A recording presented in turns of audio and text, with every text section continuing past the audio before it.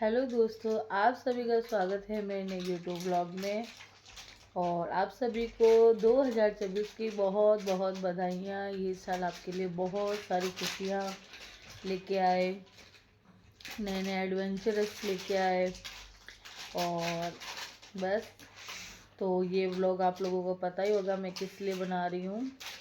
तो मैंने इंस्टाग्राम पे एक पोल डाला था कि मैं मेरी प्रेगनेंसी जर्नी का व्लॉग डालूँ या नहीं डालूँ, तो काफ़ी लोगों के हाँ आए थे, 2-3 को छोड़ के। तो ये व्लॉग मैं शूट कर रही हूँ वो वाली। जैसा कि आपको पता है कि मैं एक अब मम्मा बन चुकी हूँ क्यूट से बेबी की। और क्यूट सा बेबी मेरे सामने बैठा है, खेल रहा है। तो शुरू करते हैं ये व्लॉग। तो आवाज़ थोड़ी सी इधर उधर से गड़बड़ हो सकती है क्योंकि मेरे पास माइक नहीं है। दूसरा, मेरे पास छोटा सा बेबी है हैंडल करने के लिए। और मेरा घर कॉर्नर में है, तो इधर उधर गाड़ियाँ चलती रहती, तो उसके भी बैकग्राउंड में वॉइस आ सकती है, तो भी कॉर्पोरेट। तो आप सबको पता होगा मेरी शादी को 8 साल हो चुके हैं कंप्लीट। और हम लोग जैसे समाज में रहते हैं तो वहाँ पे शादी होते ही दूसरा आशीर्वाद यही दिया जाता है बच्चे का। तो जैसे आप लोगों को दिया जाता है वैसे मुझे भी दिया जाता है और सबको दिया जाता है ऑब्वियसली। तो उसमें कोई दो राय नहीं है, बुरा मानने की ज़रूरत नहीं है। बुज़ुर्गों की आदत है, जब शादी नहीं होती तो वो ये कहते हैं तेरी शादी देख लूँ। फिर जब आपकी शादी हो जाती है तो कहते हैं बच्चे देख लूँ। जब आपका एक बच्चा हो जाता है तो आपका दूसरे बच्चे की चाहत हो जाती है, दूसरा बच्चा हो जाता है तब इसकी शादी देख लूँ। तो ये सिलसिला चलता रहता है। मुझे कभी बुरा नहीं लगा कोई कहता है तो, ना मुझे कभी पर्सनली किसी ने ऐसे टॉर्चर किया। बट ऑल ओवर किसी लड़की को ऐसे बुरा लग जाता है जब ऐसे कोई बूढ़े बुजुर्ग उनको बोलते हैं, but not mine in case. तो मैंने शादी के जस्ट 1 साल बाद ही प्रेगनेंसी से रिलेटेड डॉक्टर को दिखाया था, तो मेरा ट्रीटमेंट चालू हो गया था। उसमें यही चलता है, आपकी सोनोग्राफी करते हैं, आपकी शुगर लेवल, थायराइड, ये सब चेक किया जाता है कि कंसीविंग नहीं हो रही है तो उसकी क्या प्रॉब्लम्स हैं। तो मेरी प्रॉब्लम पहले तो ज़्यादा कुछ ध्यान में आई नहीं, तब मुझे बोलते थे कि थायराइड है उस वजह से नहीं हो रहा कंसीव। उसके बाद ऐसे ट्रीटमेंट चलता रहा, 1 से 2 साल चला, 3 साल चला, मैं चलाती फिर बीच में रोक देती, फिर डॉक्टर चेंज किए। ऐसे करते मैंने 5-6 साल निकाल दिए। और मेरे पीरियड्स इरेगुलर थे, उसका रीज़न मे बी पीसीओएस था। और मेरी सोनोग्राफी रिपोर्ट्स में पीसीओएस आया था। पीसीओएस के अंदर जो ट्यूब होती है उसके अंदर फॉलिकल्स थे, उसकी वजह से बेबी कंसीव नहीं हो रहा था मेरे। और मुझे डॉक्टर ने सजेस्ट किया था कि आप फर्स्ट तो वेट लॉस करो। और मैं बहुत हेल्दी थी ऑब्वियसली, तो फर्स्ट कंसीव तभी होगा जब आप वेट लॉस करोगे, उसके बाद ही आपका ट्रीटमेंट लगेगा। और यस, वही हुआ। तो ट्रीटमेंट में सबसे पहले, अगर कोई मेरी तरह हेल्दी है, मोटा है और नहीं मोटा है, अगर पीसीओएस पीसीओडी आजकल हर गर्ल्स को है, नॉर्मली हर दूसरी तीसरी लड़की को ये प्रॉब्लम है। तो आप ऐसे नहीं है, पीसीओएस पतली लड़की को भी होता है, तो ऐसे में सोचना कि भाई मैं तो पतली हूँ तो मेरे क्यों नहीं हो रहा। आप बाहर से पतले हो बट इंटरनली नहीं हो। इंटरनल होगा, अच्छी डाइट, एक्सरसाइज, वॉक सब करनी पड़ती है। उसके साथ डॉक्टर का ट्रीटमेंट चलता है, तब आपका रिजल्ट आता है। और सबसे बड़ी भगवान का हाथ होना बहुत ज़रूरी है सबसे। इन माय केस दवाइयाँ कुछ काम नहीं करती, सब चीज़ परफेक्ट होती है, देन वर्क होता है, मतलब रिजल्ट आता है। तो मैंने कम से कम 10 से 12 डॉक्टर्स को दिखाया होगा, लंबे लंबे ट्रीटमेंट चलाए हैं, बहुत महंगी महंगी दवाइयाँ इंजेक्शन खाए हैं। पर्सनली मैं किसी का ही नहीं कहूँगी, जिनसे मेरा रिज़ल्ट आया है मैं सिर्फ उन्हीं का डिस्कशन करूँगी। और जितनी भी टेस्ट होते हैं वो सारे हुए हैं मेरे, जितने भी तरीके के टेस्ट होते हैं, टेस्ट ट्यूब और ट्यूब का टेस्ट, बच्चेदानी का टेस्ट, सब तरीके मेरे टेस्ट हुए हैं और मैंने करवाए हैं। उसमें आपको मेंटली बहुत डिस्टर्ब होते हैं क्योंकि कुछ टेस्ट बहुत ही डिफ़िकल्ट होते हैं, तो मुझे भी हुए थे। और उसके लिए आपको फाइनेंशियली भी थोड़ा स्ट्रॉन्ग होना पड़ता है क्योंकि बहुत एक्सपेंसिव होते हैं कुछ टेस्ट। तो करवाए मैंने भी, और आप लोगों में भी बहुत लड़कियों ने करवाए होंगे, नहीं करवाए तो डॉक्टर सजेस्ट करते हैं तो करवाना पड़ता है क्योंकि उससे ही कंक्लूजन निकलता है कि प्रॉब्लम कहाँ। तो ऐसे टेस्ट करवाते हुए मैंने 2021-22 निकाल दिया। फिर मैं आई 2023 में, ठीक है। तो मेरे भाई ने मुझे सजेस्ट किए थे, जीवन रक्षा के अंदर डॉक्टर है कृष्ण पूनिया जी, कि प्लीज़ तू एक बार मेरे कहने पे उनके पास जा। फिर मैं, मतलब आपको पता है ना, आपको रिज़ल्ट नहीं मिलता तो आप थोड़े से डाइवर्ट हो जाते हैं। वैसे ही मैं गई नहीं स्टार्टिंग के अंदर। फिर वो एक बार गुस्सा होके मुझे लेके गया, वहाँ मैंने दिखाया, फिर हमारा वापस ट्रीटमेंट चालू हुआ, वापस टेस्ट होते हैं। आप जब भी कोई नए डॉक्टर के पास जाते हो तो भले आपने कितने ही टेस्ट करवाए हों, वो डॉक्टर आपके वापस सारे टेस्ट करते हैं। तो उन्होंने टेस्ट किया तो उन्होंने बताया आपको फाइनली थायराइड है, आपको PCOS है और SS है, तो आप ट्रीटमेंट चालू करो। तो मैंने PCOS का ट्रीटमेंट चालू कर दिया। प्रेगनेंसी कंसीव का देते हैं तो आपको पर्टिकुलर डेज पे बुलाते हैं, मेडिसिन इंजेक्शंस लगते हैं, वैसे मेरे लगे। ऐसे करते करते मैंने 4-5 महीने निकाले बट कोई रिज़ल्ट नहीं आया। तो फिर मैंने वो बीच में रोक दिया ट्रीटमेंट। देन 1.5-2 महीने बाद ऐसा हुआ कि हमारा तो रिज़ल्ट आने वाला नहीं है, तो हम लोग काउंसलिंग के लिए लास्ट डॉक्टर के पास गए। हमने अपॉइंटमेंट ली थी डॉक्टर से, मैंने और मेरे हस्बैंड ने लास्ट। तो उन्होंने हमें बुलाया तो हमने पूछा प्रॉब्लम क्या है, हो गई नहीं आ रहा दवाइयों से, तो हमें क्या करना चाहिए।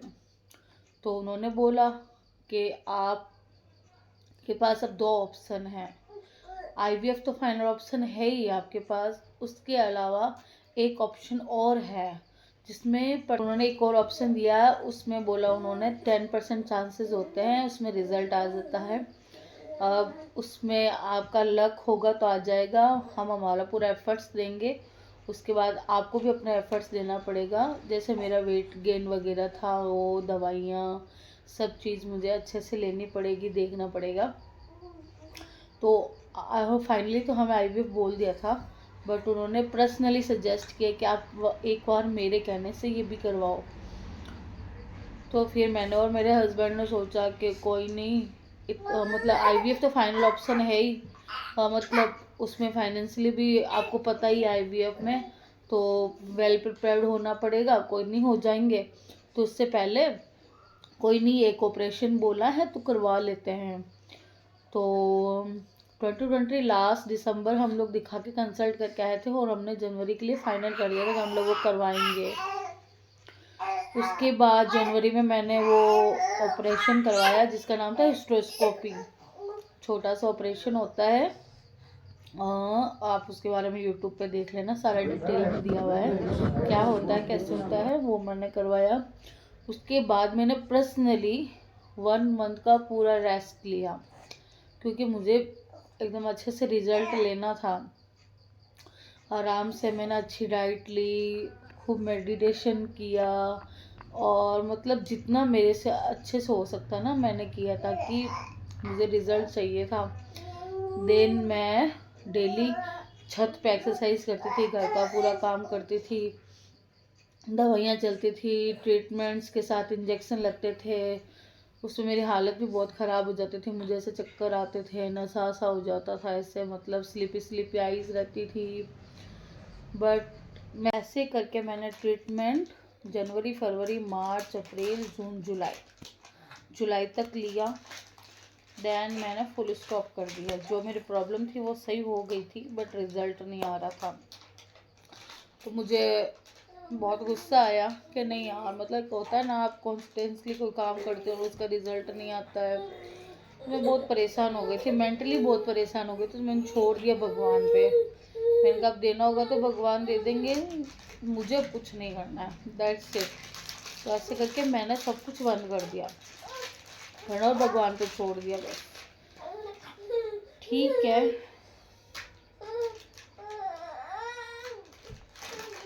अब ये परेशान कर रहा है मुझे व्लॉग शूट करना। मैंने कब का बोला और अभी तक व्लॉग मैंने नहीं डाला। तो ऐसे करके मैंने ट्रीटमेंट बंद कर दिया था और मैं डॉक्टर की ये बोल के आई थी, मतलब हमारा फैमिली वाला रिलेशन हो गया था डॉक्टर के साथ, क्योंकि कंटिन्यू मैं उनके साथ कनेक्ट थी। तो बहुत ही अच्छे डॉक्टर है, पर्सनली मैं सबको सजेस्ट करूँगी जाने के लिए।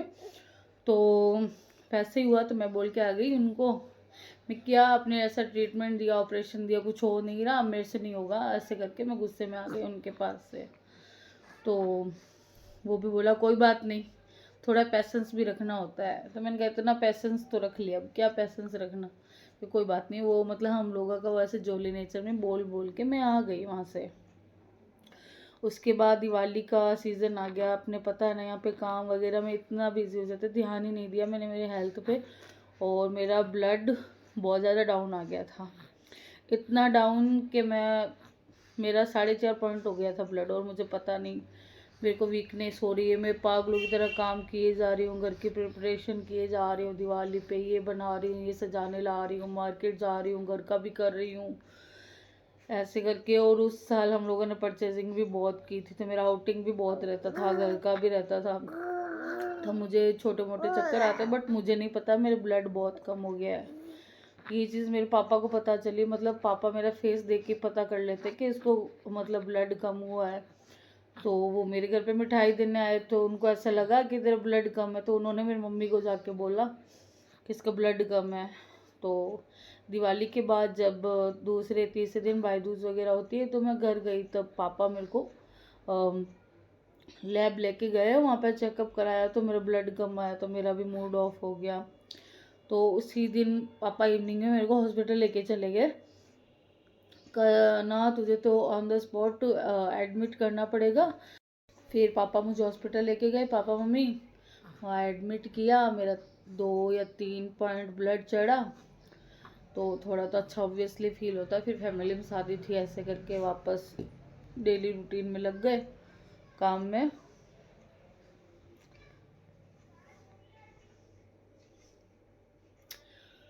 तो ठीक है, ये नवंबर की बात हो रही है, ठीक है। ब्लड चढ़ा है 5, 6 और नवंबर को। ऐसे करके दिसंबर निकला, दिसंबर में मेरे फ्रेंड की शादी थी, वो भी मैंने एंजॉय किया।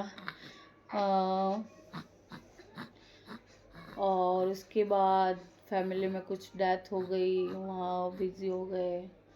फिर मम्मी के हमारे पीयर में भी 2-3 लोगों की डेथ हो गई। ऐसे करके मैंने जनवरी निकाल दिया, फरवरी निकाल दिया, कोई रिज़ल्ट नहीं है इन माई माइंड, ठीक है। और मुझे याद भी नहीं है, कि मैं सोचना ही बंद कर दिया, सच बता रही हूँ तो।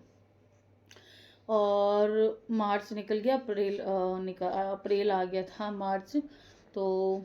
और मेरा बैक पेन बहुत होता था दिसंबर जनवरी फरवरी 4 महीने मेरा इतना बैक पेन हुआ। मैं डॉक्टर को दिखाई, घर पे मेडिसिन ले ली, मेरे ससुर जी मतलब आधे डॉक्टर खुद ही हैं, तो वो खुद ही दवाइयाँ दे देते हैं, तो उनसे मेडिसिन ले ली मैंने।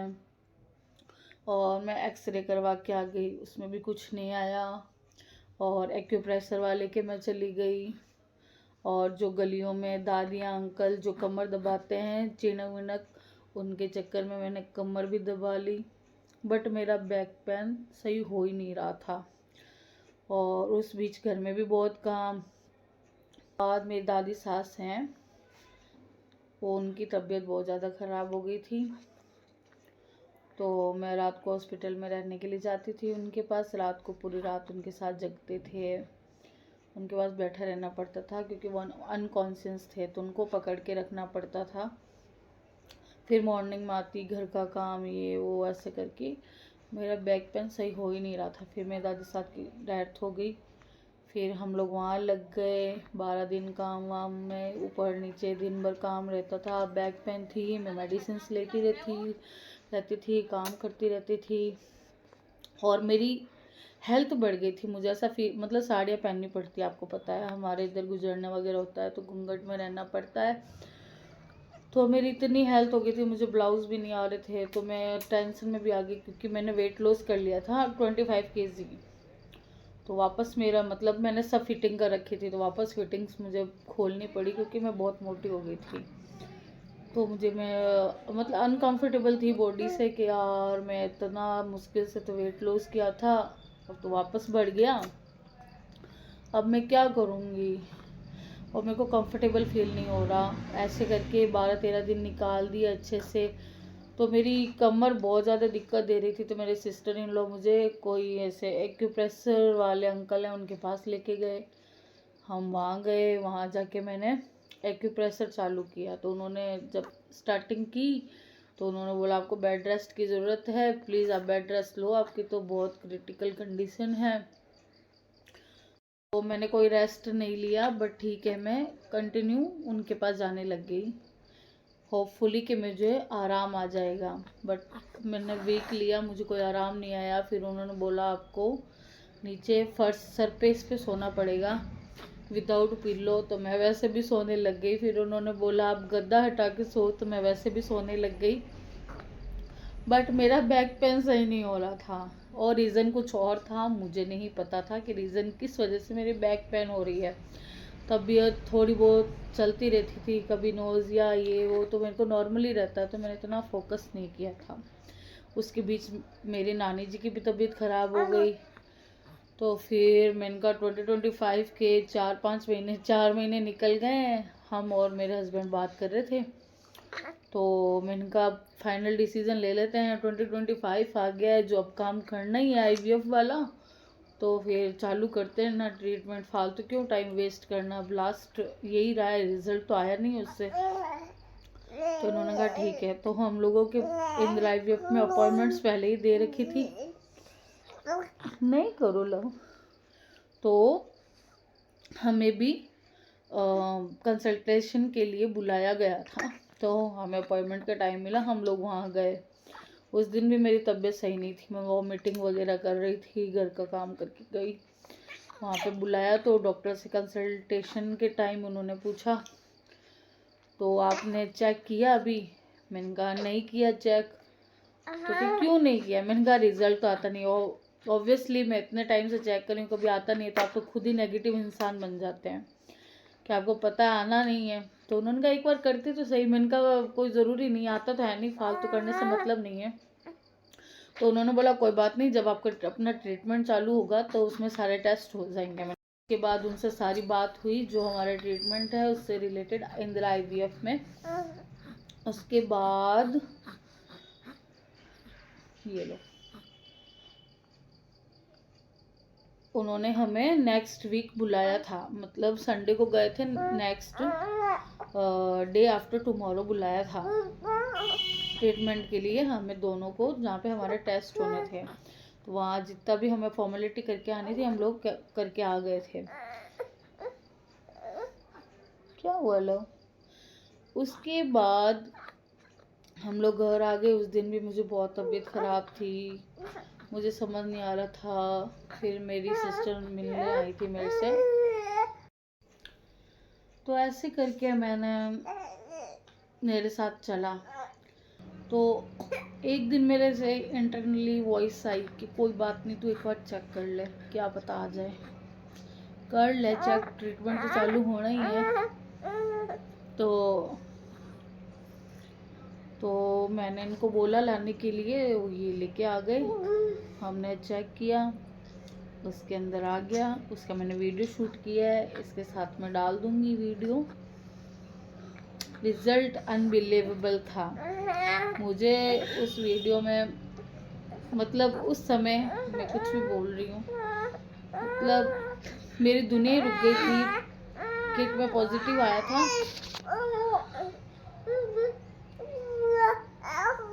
यस रिजल्ट में पॉजिटिव आया था और मतलब मेरे आंसू नहीं रुक रहे थे, मुझे विश्वास नहीं हो रहा था, मुझे वो किट झूठ लग रही थी, फेक लग रही थी। तो मेरे पास एक नहीं दो थी, मैंने दूसरी भी की, उसमें भी आ गया। मैं भी शॉक, ये भी शॉक, और हम सस्पेंस में लग गए, ये क्या हो गया। मतलब रिजल्ट आ गया, हम बहुत खुश थे, बट विश्वास नहीं था कि सच है या नहीं। तो हमने सोचा सुबह मॉर्निंग में डॉक्टर को दिखाएंगे, वहीं कंक्लूजन आप निकलेगा, देखो। क्योंकि हम लोगों को तो इस पर विश्वास नहीं हो रहा था। मैं बहुत खुश हो रही थी उस दिन, बोलो, पूरी रात बोलो। में सोई नहीं, और मैं सुबह जल्दी उठ गई थी, बहुत जल्दी मतलब 4 बजे मैं उठ गई थी, We are फटाफट मैंने पूरे घर का काम pregnant. कंप्लीट किया, और मैं 8 बजे डॉक्टर के यहाँ चली गई थी। I'm crying. और मैंने घर पे किसी को नहीं बताया But कि हम लोग भाई डॉक्टर को दिखाने जा रहे हैं, ऐसे ऐसे रिजल्ट आ गया है, क्योंकि मुझे विश्वास था ही नहीं। और सपोज दैट झूठ होता तो घर में सबको हर्ट होता, क्योंकि एक्सपेक्टेशन हो जाती, वो खुश होते, फिर वो बार बार कॉल करते, डॉक्टर क्या बोलेंगे नहीं बोलेंगे। तो मैंने उनको कुछ भी नहीं बताया, ऐसे ही बोला आईवीएफ वाले डॉक्टर ने बुलाया, ट्रीटमेंट स्टार्ट होने वाला है, तो जल्दी बुलाया। तो मैं हम दोनों जा रहे हैं, ये बैंक गए थे और मैं हॉस्पिटल जा रही हूँ, सरप्राइज देना और मैंने कुछ खाया नहीं, मैं भगवान के यहाँ भोग लगा के गई, और सबके मोमेंट्स कैप्चर बैठ के पहले मैं यहाँ रोई हूँ अकेले में, पता नहीं क्यों, बहुत इमोशनल थी, बहुत ज़्यादा इमोशनल थी, जैसे तैसे भगवान का नाम लेके निकली। तो उनके मैनेजर है जो मेरी सिस्टर भी है, तो मैंने उनको कॉल किया कि मैं दिखाने के लिए आ रही हूँ, तो प्रेगनेंसी ब्लड टेस्ट करवा के आऊँ, मतलब मेरे पॉजिटिव आया है या फिर मतलब इनसे चल जाएगा। तो उन्होंने बोला कोई दिक्कत नहीं है, पॉजिटिव आया है ना, तो यहाँ पे सोनोग्राफी करेंगे तेरी सीधी, तू यहाँ आ जा, तेरे डॉक्यूमेंट्स रेडी करती हूँ मैं।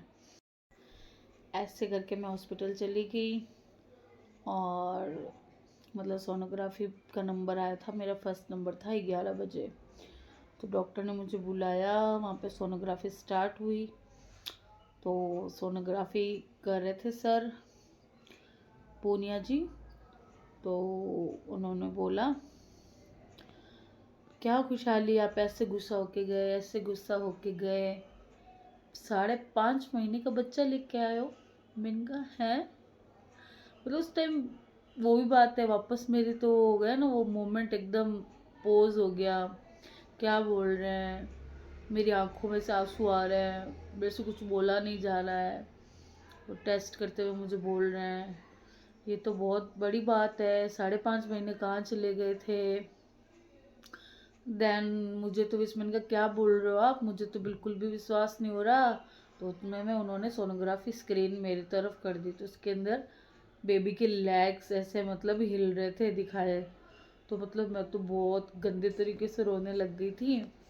फिर डॉक्टर ने बोला रो मत, ये तो खुशी के मतलब सेलिब्रेट करने का टाइम है। तो मैंने कहा बोला प्लीज़ मेरे हस्बैंड बाहर खड़े हैं, आप प्लीज़ उनको अंदर बुलाओ ना। तो उन्होंने बोला एक बार पूरा मुझे अच्छे से चेकअप करने दो, इतने टाइम से इतने बच्चे को चेक तो करने दो, देन हम हस्बैंड को बुलाएंगे। मैं रोए जा रही हूँ, मुझे टिश्यू दे रहे हैं, और मैं उनसे बात भी करने लग गई थी क्या है कैसे। फिर मैंने अपनी सारी 4-5 महीनों का इतिहास बताया उनको, जो मैंने गलत काम किए थे इधर उधर, तो उनको बताए। फिर हस्बैंड मतलब हैरी को बुलाया, तो उन्होंने देखा, वो भी रोने लग गए, इमोशनल हो गए। फिर उनको भी टिश्यू दिया, बोला सेलिब्रेशन का टाइम है ये वो। फिर रिपोर्ट एकदम सही थी, बेबी एकदम हेल्दी था। 5 मंथ के अकॉर्डिंग जो भी टेस्ट होते हैं वो सब कुछ करवाए, उसमें बेबी एकदम हेल्दी था। तब हमने भगवान को शुक्रिया अदा किया। हम लोगों ने सोचा था हम फैमिली को सरप्राइज़ देंगे यूनिक वे में, बट थोड़ा सा प्रॉब्लम हो गया था, बेबी के नोज़ बोन नहीं बनी, ऐसा डॉक्टर बता रहे थे सोनोग्राफी के अकॉर्डिंग, कि वो हो सकता है, कंफर्म नहीं है, इसका कोई टेस्ट होता है आप वो करवाओ, अगर वो सही आ जाता है तो बेबी एकदम हेल्दी है, अदरवाइज़ मतलब डिलीवरी करके बेबी को निकालना पड़ेगा। तो हम लोग खुश थे, फिर हम लोग वापस सैड हो गए। फिर मैं भगवान को बोलने लगी, आपने दे ही दिया तो प्लीज़ अब ऐसा मत करना कुछ। फिर मैं, मेरी फैमिली सब प्रेयर्स करने लग गए। घर वाले बहुत खुश थे, बहुत खुश मतलब। और मेरा सरप्राइज़ तो था ही नहीं, मतलब बताना नहीं था, बट ऐसा कुछ हो गया तो फिर उनको ऐसे बताना पड़ा। अदरवाइज़ हम लोग कुछ बड़ा यूज़ करके उनको सरप्राइज़ देते। और सरप्राइज़ तो हाई, क्योंकि 5.5 महीने के बाद हमें पता चला था, मतलब 6th मंथ कंप्लीट होने में सिर्फ 4 या 5 दिन थे, 5.5 भी नहीं, 5.25 महीने में पता चला था ऐसे करके। फिर वो रिपोर्ट आई, वो भी सही थी, टचवुड, भगवान का आशीर्वाद था। और अभी मेरी गोद में लव मेरिकल बेबी मेरी गोदी में है, तो सब कुछ अच्छा हुआ। उसके बाद तो मेरे पास ज़्यादा मतलब प्रेगनेंसी जर्नी एंजॉय करने का टाइम ही नहीं मिला। 3 महीने थे, उसके बाद तो खूब मेरी खातिरदारी हुई, सब ने मुझे बहुत पैम्पर किया, हस्बैंड ने, भाई भाभी सब ने बहुत खुश आज तो थे। मीठा बनता है जीजी, मैं भगवान को ऑब्वियसली वो प्रसाद भी चढ़ा फर्स्ट रही टाइम हूँ। हनानी आप भी आ बनने जाना वाले घर पे। हैं, भांजी का हैवी कॉन्ग्रेचुलेशन, तो पूछो ही बहुत बहुत मत। बधाई हो आप, और मतलब मुझे भी बहुत बहुत ही बहुत बधाई हो। अच्छा था, बट ठीक है, मैंने आधे से ज़्यादा टाइम तो ऐसे ही निकाल दिया, तो बस ठीक है, जो टाइम मिला मुझे वो एंजॉय करना था वो किया। ठीक है, मेरे 9th मंथ में बहुत ज़्यादा तबीयत ख़राब थी, तो ऑलमोस्ट 9th मंथ मैंने हॉस्पिटल में निकाला है। हर दूसरे तीसरे दिन में हॉस्पिटल जाना, कभी कुछ हो जाता था, तो इंजेक्शन ड्रिप्स चलती रहती थी। बट फाइनली भगवान के आशीर्वाद से सब कुछ हुआ। तो उसकी क्लिप्स भी मैं डाल दूँगी, आप बोलोगे तो। और मेरी डिलीवरी में थोड़ा सा प्रॉब्लम आया था, क्योंकि ये मेरे मतलब टमी के साइड पोर्शन में स्टिक हो गया था, तो उससे थोड़ा सा मतलब एक्स्ट्रा एफर्ट्स देने पड़े, एक्स्ट्रा टीम बुलाई वगैरह करके।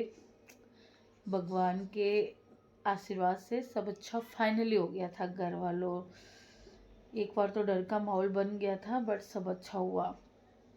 उसके बाद सब अच्छा चल रहा है, मैं एंजॉय कर रही हूँ।